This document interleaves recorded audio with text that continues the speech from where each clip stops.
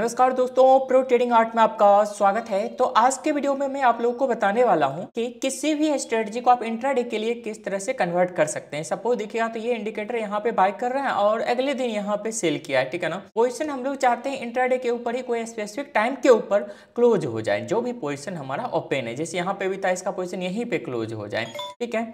तो फिर किस तरह से ये प्रॉफिटेबल रहता है या नहीं, क्या इफेक्ट पड़ता है, वो हम लोग देखने वाले हैं। तो अभी ध्यान रखिएगा, कुछ इस तरह से ये काम कर रहा है। तो चलिए स्टार्ट करते हैं। हाँ, तो अब हम समझने वाले हैं कि किस तरह से इसे कन्वर्ट किया जाए इंट्राडे के लिए। तो उसके लिए आपको सिंपल सा क्या करना है, जो भी आप स्ट्रेटजी यूज़ करें उसका सिंपल सा स्क्रिप्ट ओपन कर लीजिए। और यदि आपका ये पर्सनल नहीं है तो आप इसे क्रिएट अ वर्किंग कॉपी कर ले सकते हैं, ठीक है ना। अगर ट्रेडिंग व्यू से डायरेक्ट यूज़ कर रहे हैं तो क्रिएट अ वर्किंग कॉपी कर लेता हूँ मैं यहाँ पे। और इसे मैं क्या कर रहा हूँ ना, इसमें नेम एडिट कर देता हूँ कि इंट्राडे के लिए है ये, ठीक है, इंट्राडे के लिए ये। अब इसको मैं सेव कर देता हूँ और यहाँ से ऐड टू चार्ट कर देंगे, save and add to chart.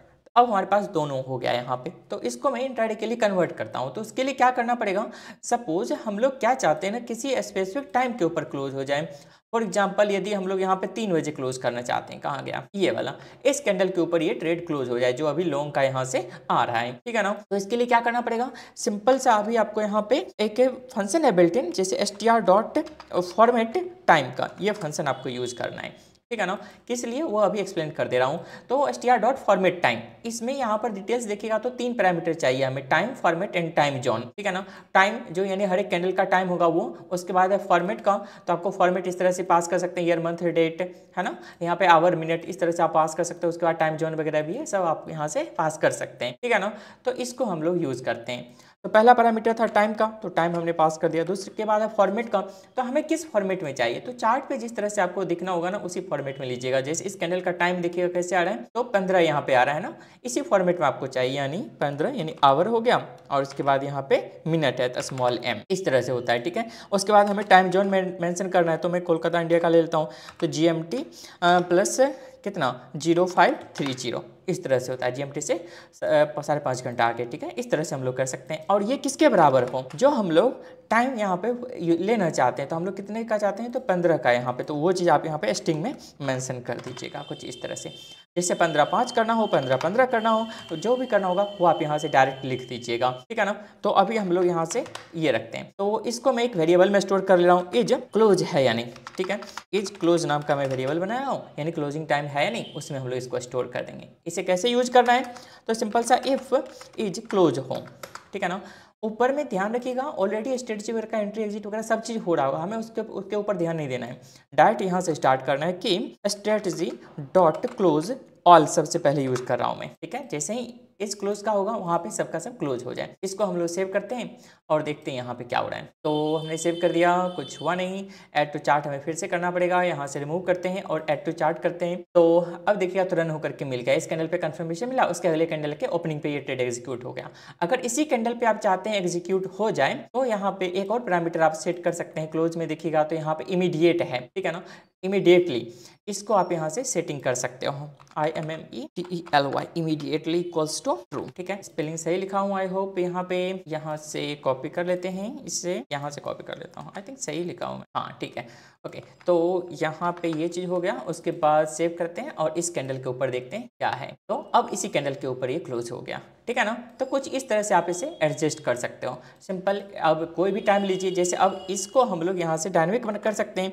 इसको मैं क्या कर रहा हूँ, यूजर टाइम रख देता हूँ यहाँ पे, और एक वेरिएबल में हम लोग यूजर से इनपुट ले लेते हैं। यूजर टाइम इक्वल्स टू क्या, इनपुट डॉट स्ट्रिंग हो जाएगा, है ना। डिफॉल्ट वैल्यू ये हम लोग रख लेते हैं और यहाँ से क्लोजिंग टाइम यहाँ पे मेंशन कर देता हूँ, क्लोजिंग टाइम, ठीक है। इसको हम लोग सेव करते हैं और यहाँ से अब हम लोग इस विंडो से यहाँ से चेंज किया करेंगे। तो अब यहाँ पर जैसे हम लोग चाहते हैं 15 यहाँ पे अब ये क्लोज हो गया इसी में। लेकिन मान लीजिए मैं यदि यहाँ से 16 कर देता हूँ, फिर क्या होगा, देखिए तो ये क्लोज नहीं हुआ। क्यों, क्योंकि चार्ट पे कहीं पे 15:16 आया ही नहीं। ध्यान रखिएगा, जो भी टाइम फ्रेम यूज कर रहे हैं उसके मल्टीपल में ही टाइम सेलेक्ट करिएगा, ठीक है। जैसे यहाँ पे 3 का मल्टीपल में 15 हो गया, यहाँ पे 03 हो गया, गया है ना, 06 हो गया, इस तरह से कोई भी आप सिलेक्ट कर सकते हो। सपोज 06 कर रहा हूँ यहाँ पे 06, ठीक है, तो अब ये इजिली यहाँ पे क्लोज हो गया 06 के ऊपर, ठीक है ना। तो इस तरह से आप इसे प्रॉपर बना सकते हैं। इसमें एक और पॉइंट है, उसे भी एक्सप्लेन कर रहा हूँ। ओके, तो नेक्स्ट पॉइंट यहाँ पर ये है कि बहुत टाइम आपको दिखेगा ना, जैसे मान लीजिए यहाँ पर क्लोज हो गया, इसके बाद भी ट्रेड बन रहा है, ठीक है ना। जब हम लोग मार्केट चाहते हैं कि ये एक टाइम फिक्स कर दिया, उसके बाद ट्रेडिंग नहीं होना चाहिए, तो वो भी हमें फिक्स करना पड़ेगा। जैसे अगर यहाँ पे देखिएगा ना कहीं, तो आपको मिल जाएगा। जैसे यहाँ पर देखिए, ये लास्ट कैंडल के ऊपर हमारा ट्रेड मिल गया, तो अब तो ये तो इंट्राडे होगा कैसे,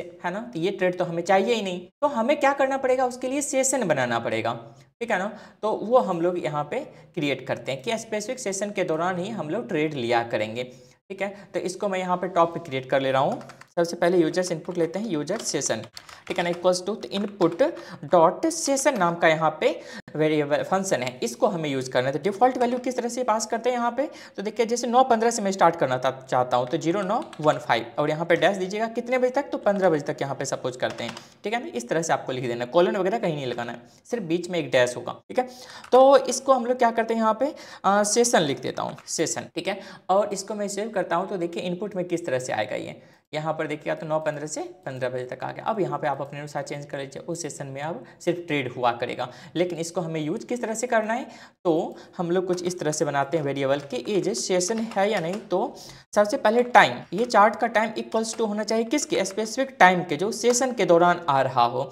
तो यहाँ पे हमें टाइम फ्रेम चाहिए, तो टाइम फ्रेम चार्ट का ले लेते हैं। और यहाँ पे दूसरे, यहाँ पर देखें बार्स बैक है यहाँ पे, लेकिन अब ये ड्रॉप करेगा तो और भी मिल जाएगा। दूसरा यहाँ पैरामीटर सेशन का भी है, इसको आप यूज़ कर सकते हैं। तो हम लोग यूजर से सेशन ऑलरेडी ले लिए हैं, तो ये इस तरह से इक्वल होना चाहिए। इसको यदि मैं यहाँ पे प्लॉट शेप करके दिखाऊं, प्लॉट शेप इज सेशन है या नहीं, ठीक है। तो इसको सेव करते हैं और यहाँ पर देखिएगा, तो है ना, यहाँ से 9:15 से स्टार्ट हुआ और यहीं तक ये रुक गया 4:57 तक का। उसी सेशन के दौरान सिर्फ अभी ट्रेड हुआ करेगा। तो इसको हमें यूज कहाँ पे करना है इस सेशन को, तो जहाँ पे भी आप एंट्री बना रहे हैं, ठीक है, सिंपल से जैसे यहाँ पे एंट्री बना रहे हैं, तो यहाँ पे हमें क्या करना है, एंड एज सेशन हो।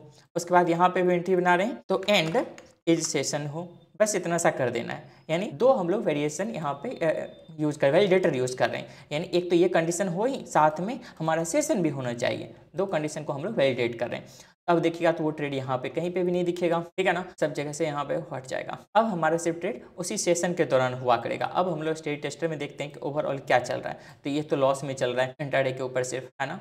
ये वाला देखिएगा तो जैसे 0.07 यहाँ पे है, और इसको यदि मैं यहाँ से ऑन करूँ तो ये तो लॉस में है, ठीक है ना। तो लेकिन इस तरह से आप अपना कोई भी अगर यहाँ पे स्ट्रेटजी है तो उसे आप सिर्फ और सिर्फ इंट्राडे के लिए यूज कर सकते हैं। और यहाँ पे दूसरा कौन सा है, तो क्लोज के लिए भी है।